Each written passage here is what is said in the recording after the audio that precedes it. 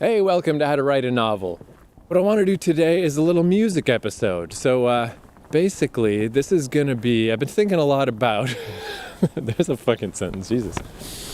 So if you've been following my fucking adventures, I had this idea last summer when I was traveling, where I got sick right before a flight, and I got stranded because I missed my connection in this Russian airport. And I was stuck there all night, and I was all sick and fucking fucked up. But it was actually super fun in the end. Like, I met other people that were stranded, and we cracked open some booze, and we ended up having a good time. And while I was there was this one girl in the airport who just kind of caught my eye, and I just had a lot of time to kill, especially early on, before I made friends with the other people there.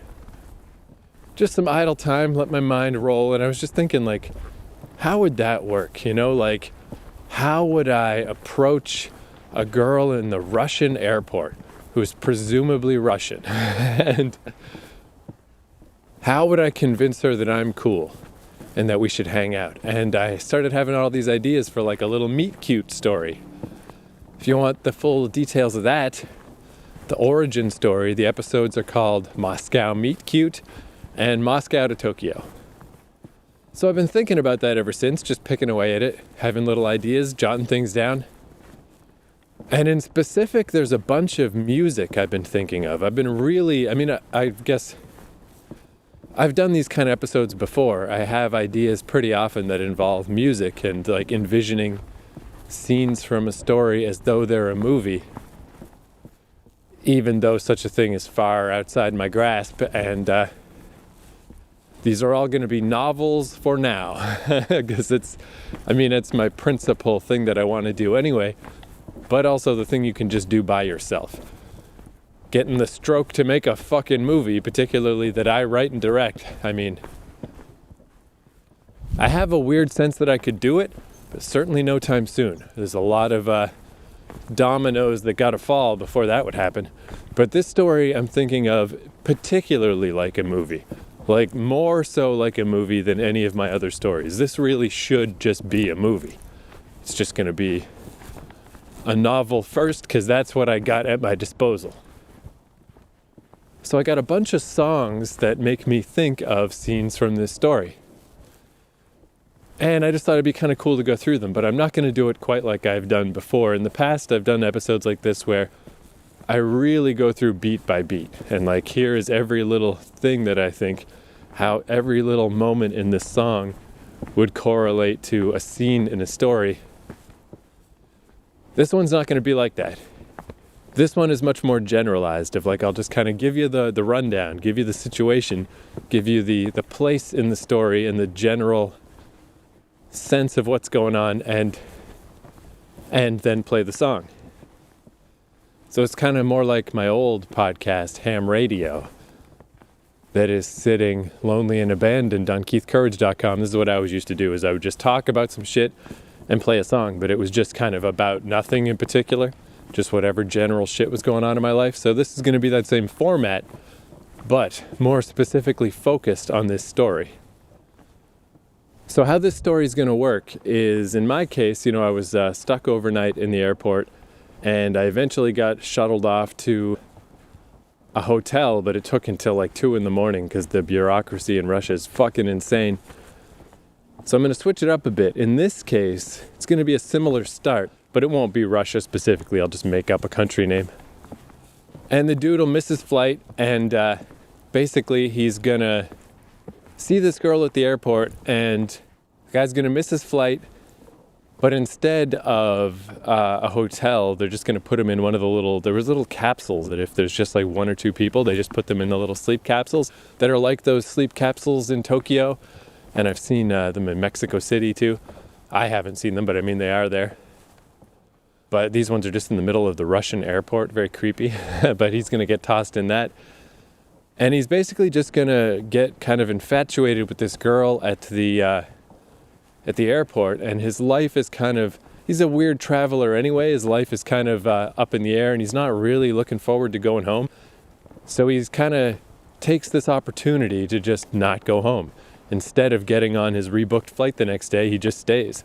And he's going to stay for a few days. And that's going to be what this story is about. But initially, he just arrives, he goes through the hustle and bustle of like this really crowded, huge airport, and it's really manic and crazy. Like it really is way more just people are a little like the flop sweat, you know, because it turns out it's because if you miss your flight, you're really fucked, and things are not well booked. So it's easy to miss your flight. So everyone is really way more chaotic than a normal airport. So that's going to be the vibe as this story opens. Except the guy, he's not really worried. He travels a lot. He's just whatever. You know, it's just easier to be kind of chill, to just not fight against what's happening. Just go with the flow, and it'll probably all work out. It's probably not worth getting too upset about. And if he's the kind of guy that would just stay at a foreign airport for a week for no fucking reason, you know, he's obviously not too concerned about catching flights and things going wrong and just whatever. He's not trying to get anywhere, I guess is the point. So around all this craziness, there's this guy who is just really not putting off that manic energy. He's way more just chilled out. But this opening, let's just talk about it exclusively like it was a movie, not as though it were a novel at all. Would not have a lot of dialogue or sound, maybe a little bit, like when the lady's explaining to him that he missed his flight. So basically he arrives, he gets out of his plane, he's in the airport, everyone's pushing, everyone's crazy, everything's all nuts. He overhears some shit about like the flight number, checking his flight number, he probably missed it. He has to go wait in a line to find out what's going on with his flight. And then the lady tells him like, yeah, you missed your flight, we're gonna have to put you up in a thing or whatever. Here, take this, scribble some shit on a little ticket or on his ticket or whatever. Go take this to this other place. They'll sort out what you're supposed to do. And he's just like, yep, okay, cool. And then at that point, I haven't explained what the song is yet, but I'll get to it. There's a part in this song, right in the middle of the song, where everything chills out. Do, do, do, do, do, do, do, do, do, do, ba do, ba da, ba da, ba, ba, da, ba da, ba da, ba da, ba, ba. When that part in the song hits, that's where we get like introduced to the girl that he decides to get all fucking interested in. Basically, while the lady is telling him about his missed flight and where he's got to go next, he notices this redheaded girl who just, again, if you go back to those old episodes, I explained it way better, but this vibe that this person exuded, I guess also stood out from this airport, from the craziness of the airport and the staunch unfriendliness of Russianness. This girl seemed really cool and just awesome, and it's like, you know, a picture can tell 1,000 words, so this would be the part when it plays this quiet part in the song where we just get like the slow-mo, the power shot, you know, just like the camera slowly panning across, you know, about 20 or 30 degrees around this girl. Just fill in the frame, just here she is. Soak it in, learn to love it. This is the person that this story's about. This is why we're doing this. And the guy is staring back at her. He's just like completely sort of entranced by this person, and she hasn't noticed him at all. She's just talking to someone else in the airport, but she's kind of laughing and like having a good time and like seems cooler than the other people in the airport. And then the song kicks in again, and he funnels through the next crazy security check and into the airport proper, into a bathroom with a no smoking sign that's filled with cigarette butts, and just the general dishevelment and wackiness of the Russian airport. Now this song, I really think the opening song in a movie, real important. When someone can nail it, it's fucking awesome. It's just like the coolest thing you can do. And I think of that quite a bit when I'm listening to music. Like I'll hear a song and I just think like, that's an opening of a movie song. But what would the movie be, you know? You gotta hit the right tone. That's one thing with a lot of these songs.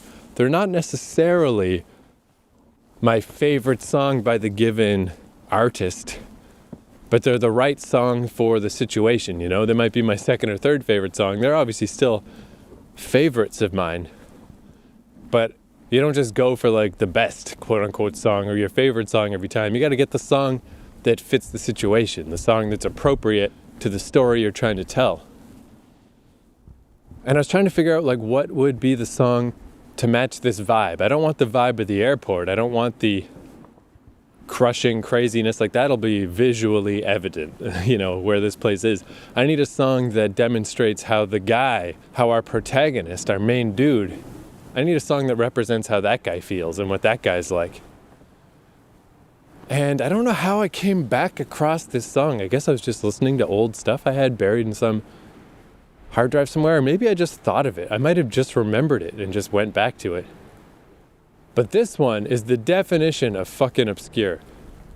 A song almost couldn't be more obscure than this. This is by far the most obscure song it's going to be on this little virtual soundtrack. But I respect soundtracks that make songs cool, instead of trying to find cool songs and putting them on a soundtrack, because that just ages really quickly and it's just not as impressive to me. What I like is when somebody picks songs that are not super well known and makes them cool, like that's what I want to do. That's what my soundtracks would be. And this is the fucking definition of that. So this guy's name is Jonathan Mann, M-A-N-N. And I first heard of him because he used to do little reviews of video games in music form. And he started doing this thing. It's fucking crazy.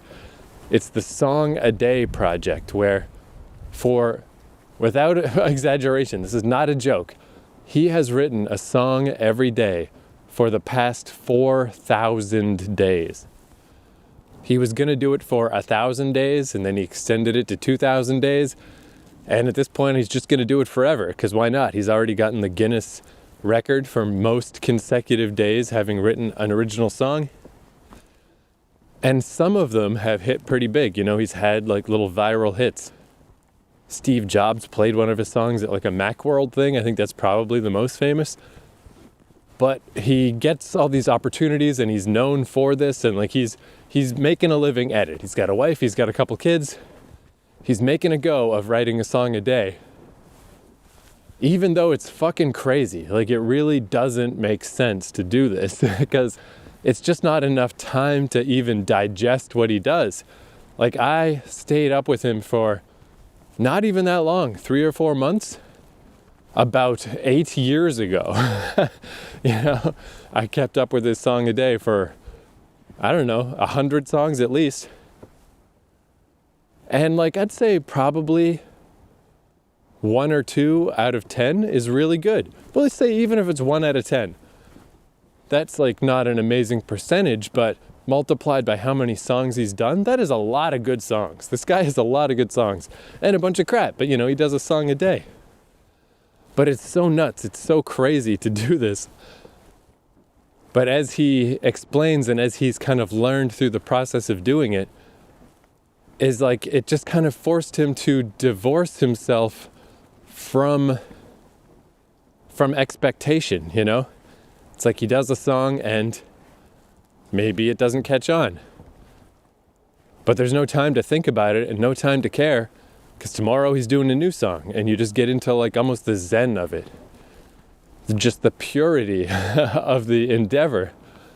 And now that he's beyond 4,000 days, I think he's kind of beyond reproach at this point. Like he did it and he's going to keep doing it. The experiment has succeeded, and yet the experiment will not end. It's just going to keep going and going. Just a cool, weird thing. But because it's a song a day and it really is too much for people to really digest or to care about, like I said, I fell off. I listened to him for a little bit, right around 1,000. And then I check in on him like once in a while, and that's it. That's all I got in me. And that's all anybody else has got too. Technically he's got a bunch of subscribers. His most popular songs have a lot of views, but the average song, just the whatever day after day song, has just under 300. His average songs don't break 300. He has about 270 people who will listen every single day no matter what. So those are the forgotten songs. Those are the songs that nobody really noticed.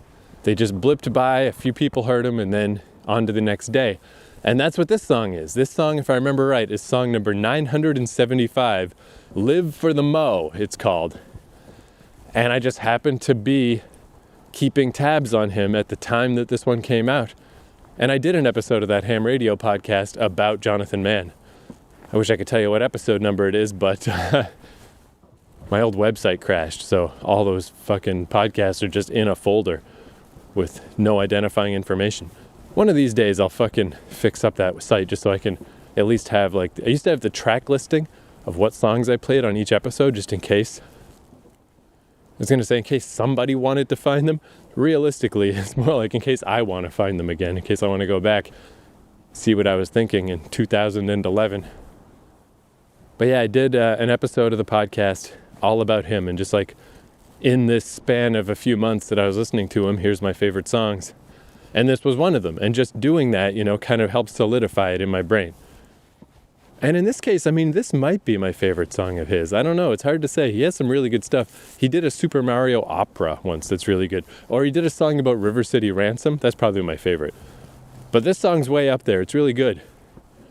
And yeah, like I said, it's got less than 300 views. Nobody knows this song. And it was 8 years ago. Jonathan Mann probably doesn't remember this goddamn song. But I never forgot this song. And this is what I would open the movie with. It would be kind of like I like lo-fi stuff. Like in that Roger Swan documentary, I used a lot of acoustic and ukulele covers of songs that people just did on YouTube. I like that sound. I like that style of just the lo-fi guy in his bedroom, girl in her bedroom playing a song. And sometimes, that can be like a style for a movie. Not often. The last time I can think of was Juno, which was still 10 years ago. But how the Juno soundtrack was, more than 10 years ago now. But it had a lot of, I don't remember the name of that little musical movement, but Kimya Dawson, her name was. Just that little it's kind of twee, it's very lo-fi. Just a little fun, weird music, that was its style. So maybe I'd be kind of doing that. It's this whole soundtrack isn't stuff like this, really just this song. But to kick off with this, this is your opening salvo. This is the opening of the movie. And it's this weird YouTube song that nobody saw and nobody remembers. That's song 975 of 4,000, probably 5,000 by the time this movie would ever be made. But that's the opening I want for this fucking, this particular story. I just love the tone of this. It's a kind of bouncy little kind of fun song, but it's still got some lyrics that could apply to this weird airport where a lot of the lyrics are about the aspects of current life that are still everything's all crazy and weird and different, but we're still basically just apes. We're just monkeys going through our day to day. And it is especially kind of rough because again, he did it in one day. I might remaster it a little if I was making this into a soundtrack. It has almost no low end. It could use some better bass. And there's a part where he does 1, 2, 3, 4 ascending, and the 4 is I can't do it either. It's 4 higher than that. It's way out of his register. It sounds bad, but again, maybe that's funny. Maybe that's kind of cool. Maybe that's part of the charm. But yeah, I just think this song is so good. Such a good little tone piece to set us off on this guy's adventure through the airport. And then, yeah, like I said, the part in the middle where the song chills out. That's where we get introduced to the female protagonist of the story. And man, I can't believe how long I talked before the one song. That's only one song. I got 6 songs here. But here, let's listen to it. Jonathan Mann, Live Just for the Mo, or Live for the Mo. Because the lyric is living just for the moment, but the song is called Live for the Mo. Imagine the young man on his airport adventure, and I'll meet you back here after the song.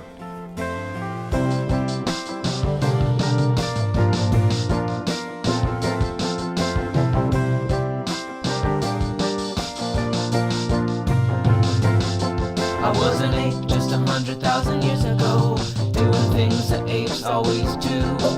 I was plucked from the plains of obscurity. My insecurity grew and grew. The dragon with 4 heads. 1, 2, 3.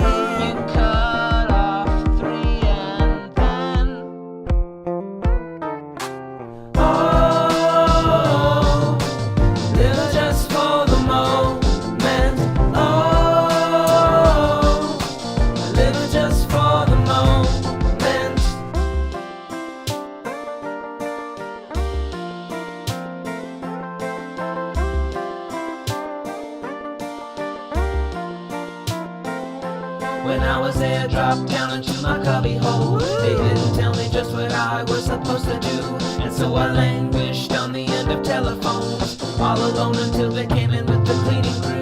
They picked me up from my knees and sold me piece by piece. Living like a monkey, living just for the mo. Living like an ape. Living like a monkey, living just for the mo. Living like an ape. Living like a monkey, living just for the mo. Living like an ape. Living like a monkey, living just for the mo. Living like an ape.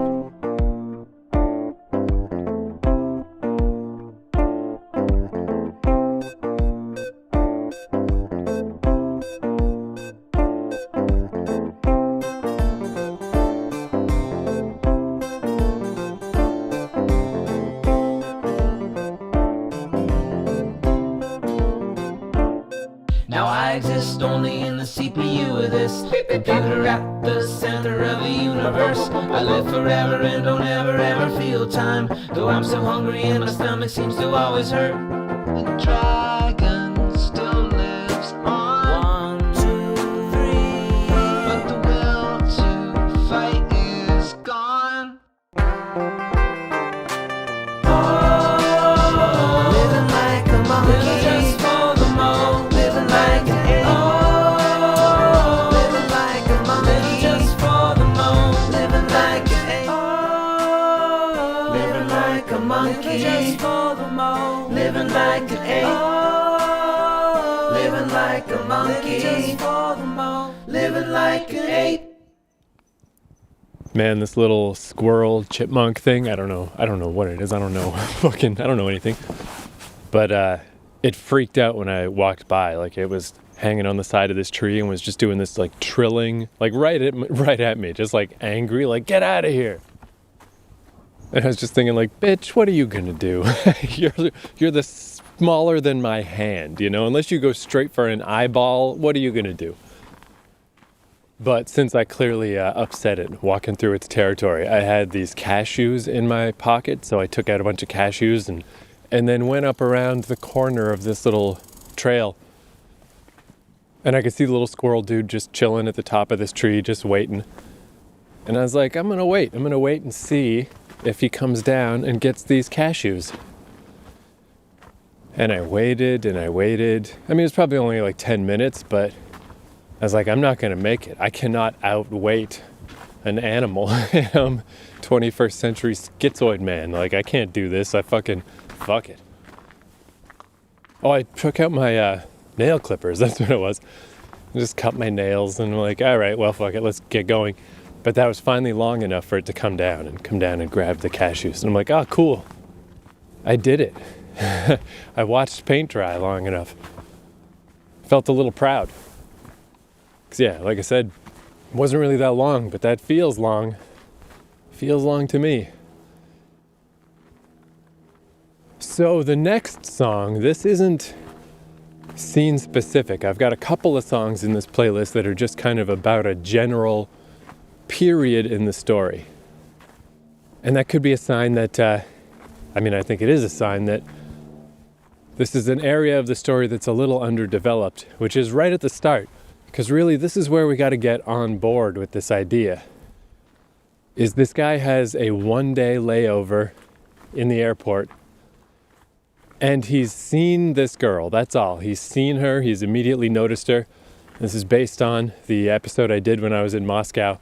Similar situation, I saw this girl, and she just stood out so much. I saw her a little longer than he does in the story, because this is where I was waiting to sort out what was going to happen to me that day. I was at a little kiosk and she was at the next kiosk over talking to her friend. But in both cases, it's really not very long. And it's like, the idea is this guy, he sees her briefly at this point, but he's going to see her again because I ended up getting shuttled off to a hotel very slowly. But I was kind of contained in a little area of the airport. Where in this guy's case, they're going to put him in one of the sleep capsules in the airport. So he's just got free reign of the airport all night. And he's going to see her again as he walks around.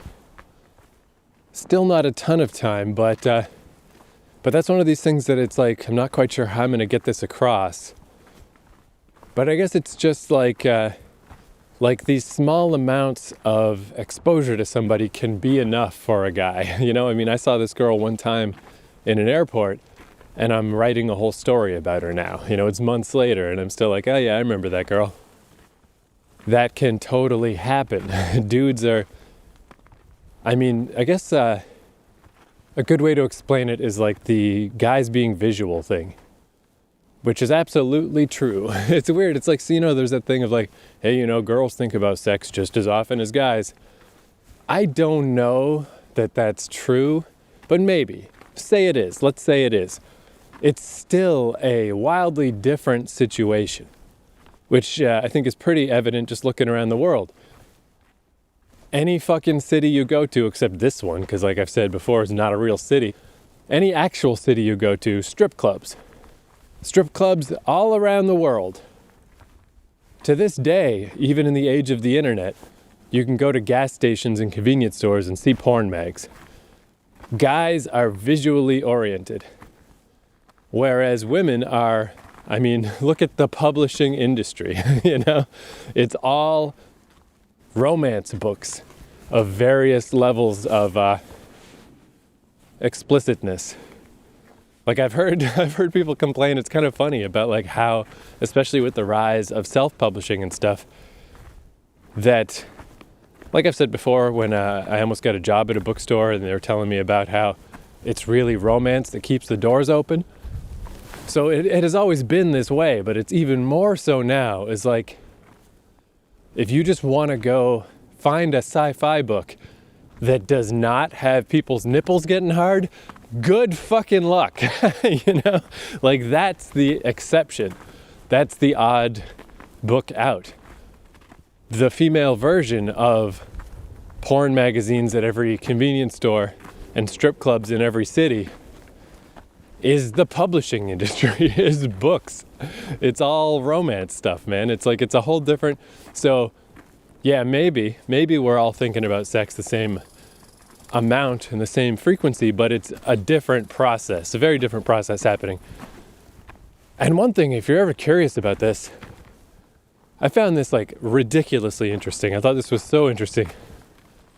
Is if you go on YouTube and just look for trans men, you know, women who are transitioning to become men, and they start taking testosterone shots and estrogen blockers. And one of the things that comes up over and over is like, whoa, I never expected it to be like this. I didn't know it was going to be like this. That now that my body is filled with testosterone, I can't take my eyes off of women. You know, I'm walking down the street and whoa, you know. And I just thought that was so interesting that it's like, yeah, man, we're crazy. Dudes are crazy. We're built to be crazy. If it's an ice age and there's only like 4,000 humans left alive on Earth, which it's been theorized that did happen at one point, who's gonna trudge through the fucking ice age just to get laid? A guy is. We're fucking nuts. We're designed to be crazy. We're designed so no matter what, procreation's gonna happen. Babies are gonna happen. We're not in that situation anymore. We're in no danger anymore. But we're still wired in case we are. In case the apocalypse happens and there's only 4,000 of us left, and we gotta trudge through the irradiated wasteland to get laid, we're gonna fucking do it. We're nuts. We're fucking nuts. I mean, who would cross the ocean on a boat when you don't really know what's over there and you don't know if you're gonna make it and you don't even understand necessarily that the earth is round? Who the fuck's gonna do that? Crazy ass, testosterone filled, fucking nutso dudes. That's who. So seeing a girl at the airport, and then in the case of this story, seeing the girl again and talking to her a little bit later on, that's enough for this character to be like, you know what, fuck it. I am not going to take my flight tomorrow. Because basically the dude's been traveling, he's on his way home. He also just doesn't necessarily want to go home yet. He wants a reason to continue the adventure, you know, a reason to keep this fucking traveling going. And he's like, man, I really like this girl. I want to talk to her some more. I want to see her again. She works at the airport. If I just skip this flight, I can just stay at the airport. Who knows how long I can stay here? I guess we'll see. Let's find out. Eventually, I'll have to buy my own ticket to get out of here, and it's going to be expensive because it's not pre-booked. But fuck it, I'm going to do it. And as a dude, I just feel like that's easily understandable by other dudes. You know, just that kind of like nonsense is easy to understand from a guy's perspective. Like, yeah, why not? I could see doing that. Fuck it. We're crazy. You know, we build skyscrapers. You know, why? Why do we do these things? We fight big wars. We become boxers. We just do all kinds of stupid, dumb shit. So this is just some stupid, dumb shit. But it's still a point in the story that I don't have a lot of specific notes for. And I feel like it's going to have to be, like, I'll have to be a little careful about it because I want it to seem believable. You know, like I can say, oh yeah, this is fine. This makes sense to me. But again, who knows? I mean, maybe I'm just really in my own head. Maybe all this rambling I'm saying right now is, I mean, it could be the opposite of like, instead of like, oh yeah, this guy's got the insight, this guy seems to know. Maybe I'm just revealing how much I don't know right now. Maybe I'm saying crazy nonsense that like other people don't feel this way, you know, or like, that's not true. That's not how men and women are. That's not.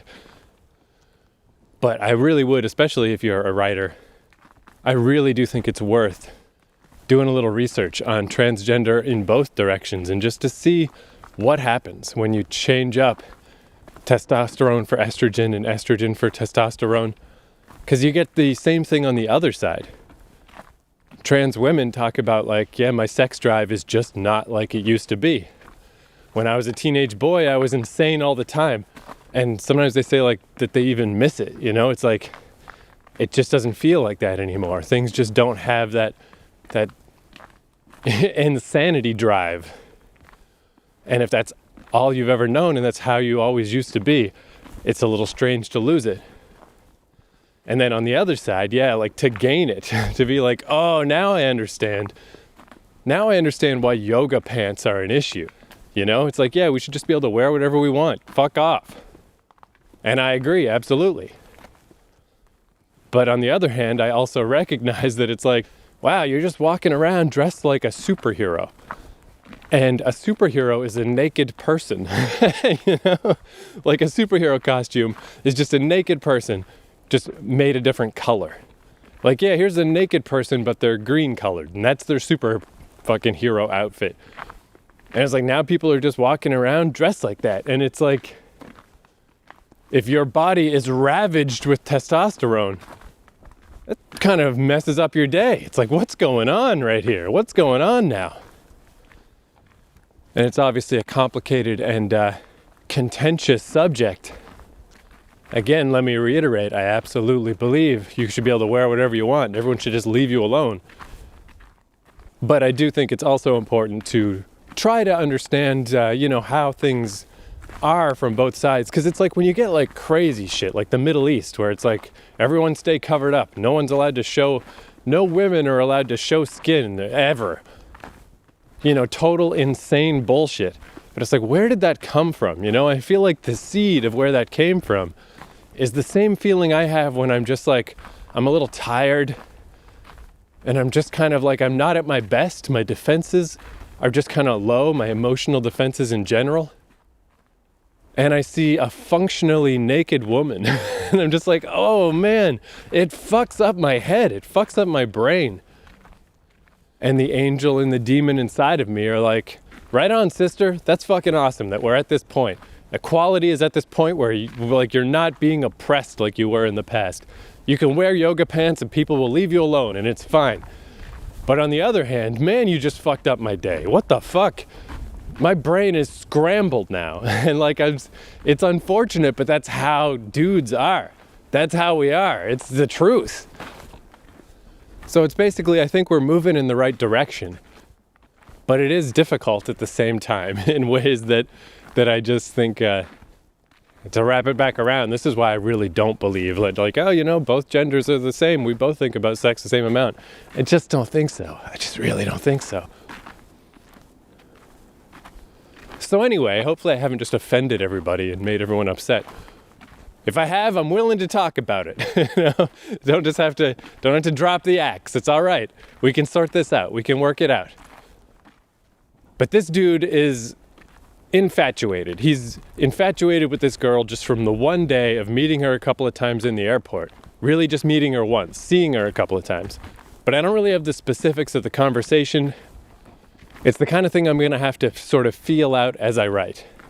I think it'll be easier once I get past this initial hump. Like once the scenario is established of like, okay, this guy functionally now lives in the airport because he left his flight behind. He's just stranded there. He's just staying at the airport, but as long as security doesn't take any particular notice of this guy who's always in the airport, which they probably wouldn't, because even though it's a super harsh, rigid, Russian-style place, it's a huge fucking airport. And if we can establish that this girl kind of likes him enough, you know, likes the attention, likes talking to him, is willing to go along with this weirdness, then we're good. Then the story will progress more easily. I've got all kinds of notes for things they can talk about and what those sort of fledgling times at the start of a relationship are like. But getting past that first hurdle is going to be a little tough. But from the dude's perspective, that's where I'm coming from. That he's a young man, he's got cum up to his fucking eyeballs, and he's just nuts. Not particularly nuts, he's just a normal guy. But that's how we are, we're fucking nuts. And in my mind's eye, when I imagine, I mean, it's easy to imagine the girl because I saw her in real life. She's this red-headed Russian girl.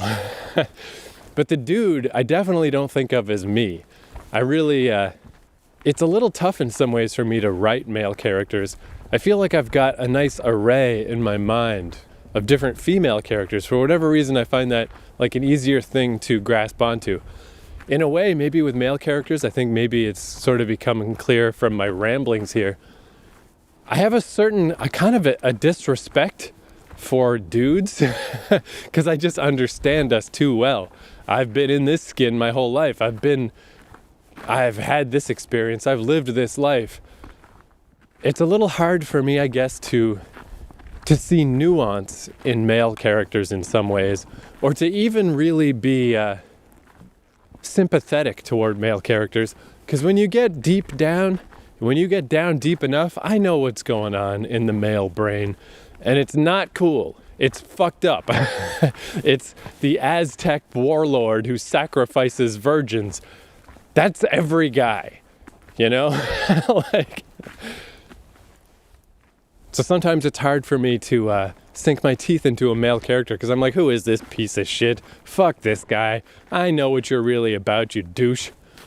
But in this case, just as like a little anchor to hang on to, I guess this has come up a few times where I base characters on pro wrestlers. But there's this guy, Sammy Guevara, who I think he's in his late 20s now. He's like 27 probably.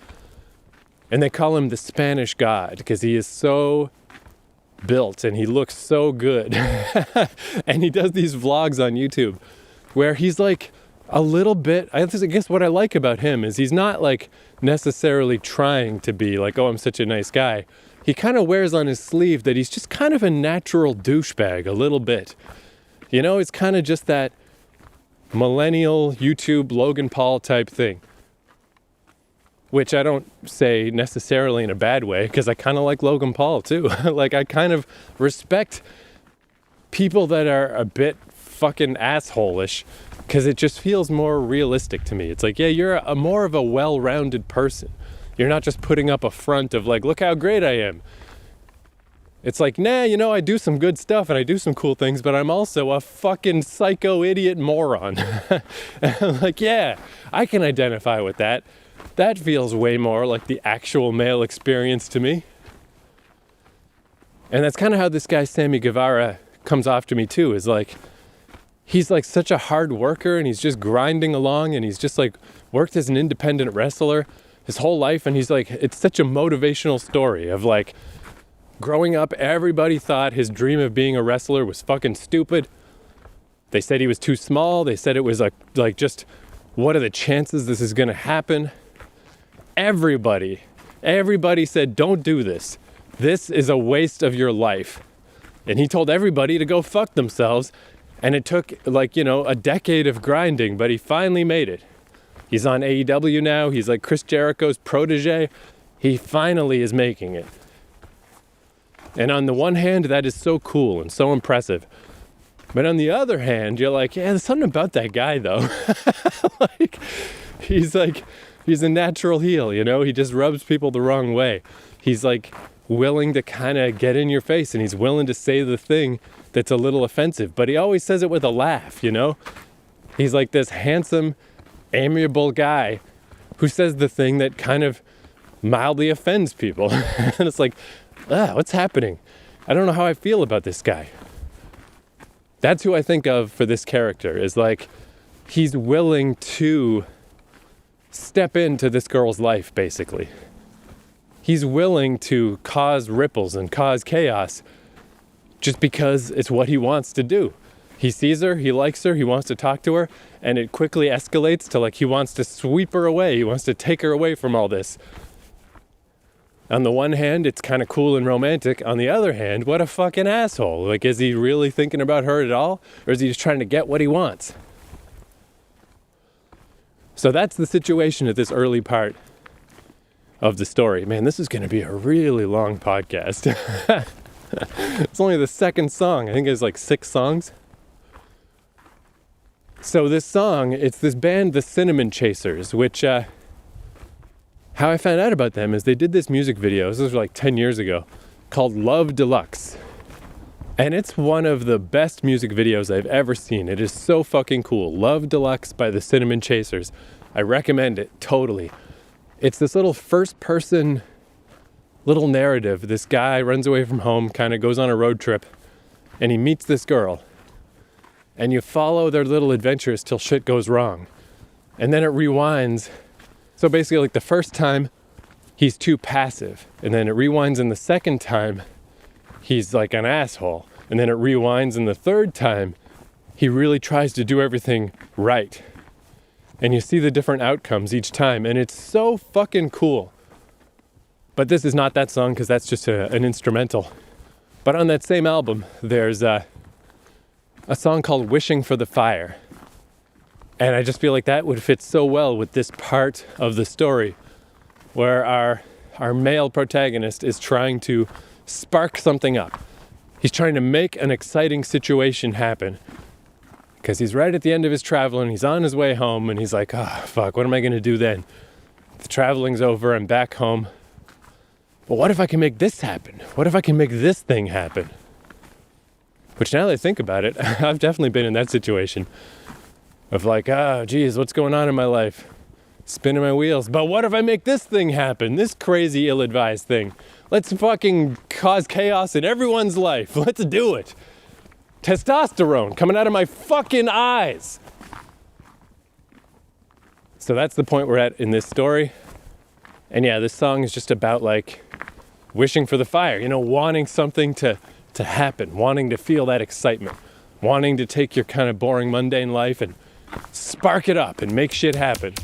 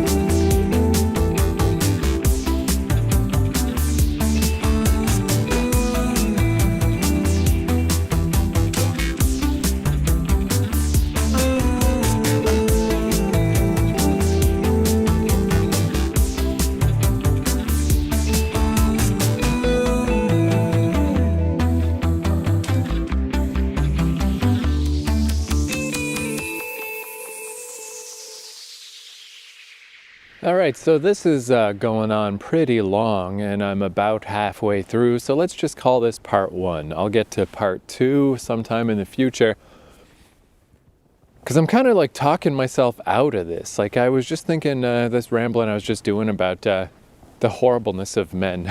So I was listening to a thing about Sigmund Freud, and I've always been it's a little annoying when there's the one go-to that people bring up over and over and over. Freud's definitely one of those, like, just because he was one of the first, maybe he was the first, I don't know, but to do psychotherapy or whatever, but is way back in the day, and he just had all kinds of shit that made no sense, and just all kinds of weird discredited crap, and it's like, it seems like, I don't know, you ever get that feeling like when dumb people are trying to sound smart? You know, I feel like Freud is one of those, like, oh, I'll just bring up Freud, or Carl Jung, the Jungian shadow, and like, shut up, dummy, have some new ideas, man, have some ideas of your own. Don't just fucking regurgitate all this shit. But that is not to say that there's nothing useful to get out of this old shit. And one thing I thought was really interesting is when Freud started fucking having little therapy sessions with people, he would oftentimes disregard the things that his women patients would tell him because it overwhelmingly involved sexual abuse. And he's just like, you know, it was like a smaller world back then, smaller communities. He knew a lot of these people, and he's just like, no, these people have to be lying. Like, there's no way. I know these men. These are good men. There's no way that this man touched you. There's no way that that man forced himself upon you. I know these men. These are good men. These women must be lying. And man, as if, come on, you know, like, dude, men, we are like designed to be scum. We're designed to be terrible. Like the nicest, kindest, gentlest grandpa you could ever imagine meeting. If you put that guy in the right circumstances, he would fuck a corpse, man. He would do it. You know, like, it's weird because, like, in general, I tend to kind of, I mean, I hang out with dudes more often. I get along with them kind of easier.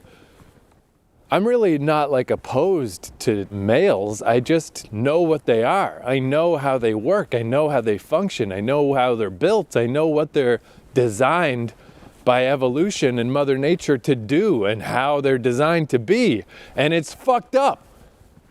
And the more I think about this shit, I'm like talking myself out of this story. I'm like, how?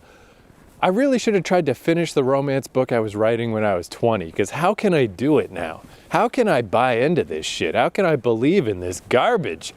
There's too much going on under the surface, you know? It's just too, you have to have such a shallow view of romance to dive in and just accept it as like, hey, romance, that's a fun, cool thing to write about and to talk about and to think about and to hope for and to wish for. Because what does it really mean? Like, what is really happening here? What fucking desires and needs are being fulfilled here? Or what is the actual, what am I trying to say here? Like, what's the vacuum in these people that's trying to be filled up?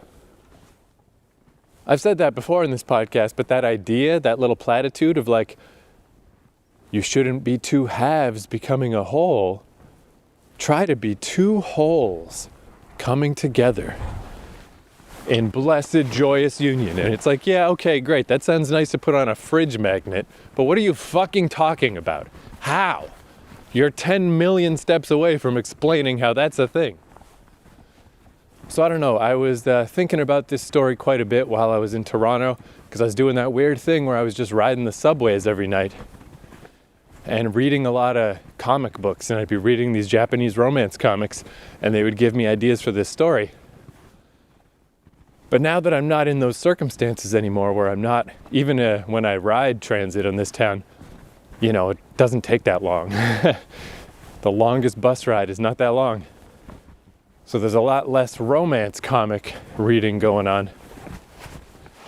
And yeah, my mind is not in that mindset anymore. It's just in pure Cynicsville. And like I was saying, I kind of got my shit together enough so to keep writing my novel every day, and writing my novella every day, working on those two things. And the romance story was number 3 for a bit right now. I kind of started working on that, but I'm just kind of leaving that one on the back burner because I'm just like, I don't know, whatever. I'm not feeling it anymore. So yeah, I'll reconvene and do a part 2 to this sometime in the future when I find some spark of inspiration.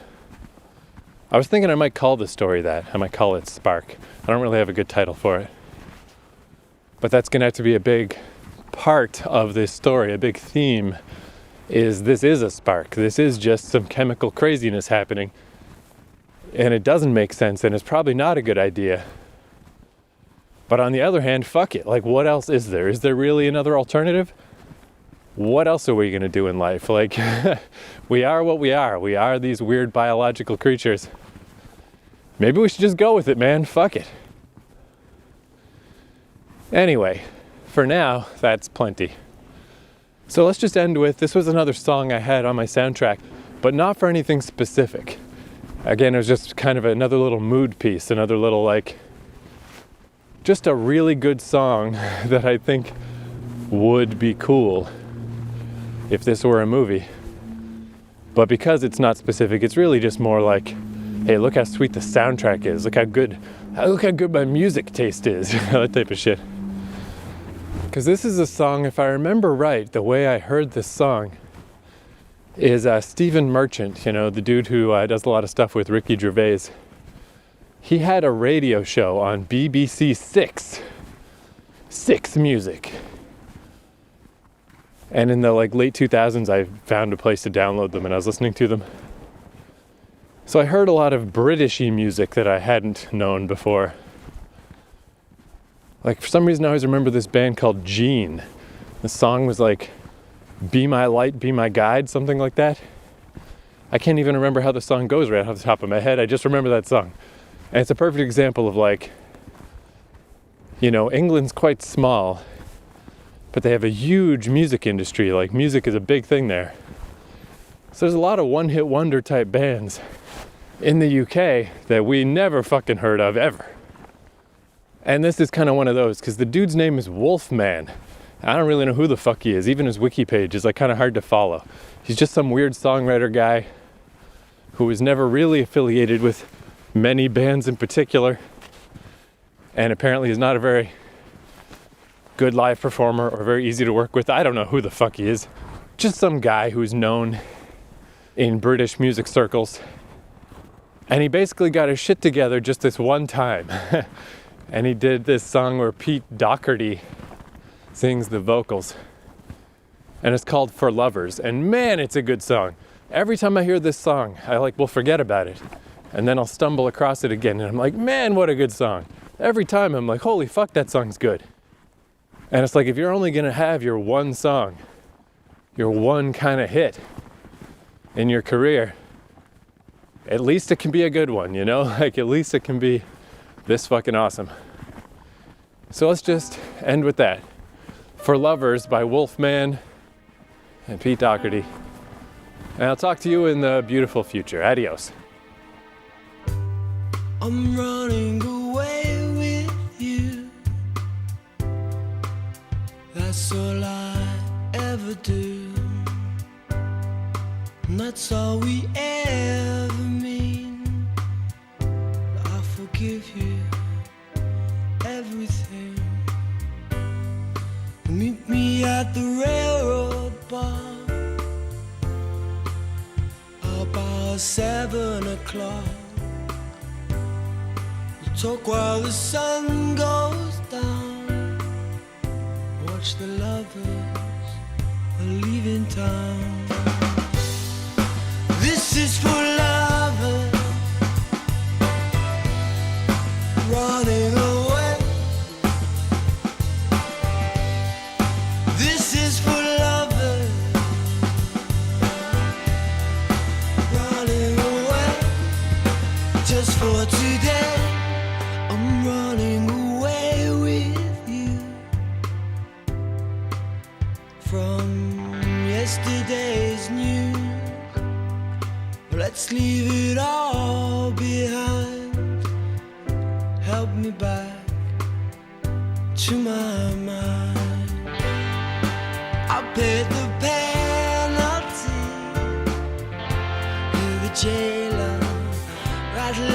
key, but the key was mine. I keep a spare one every time. This is for lovers running away. This is for lovers running away just for today.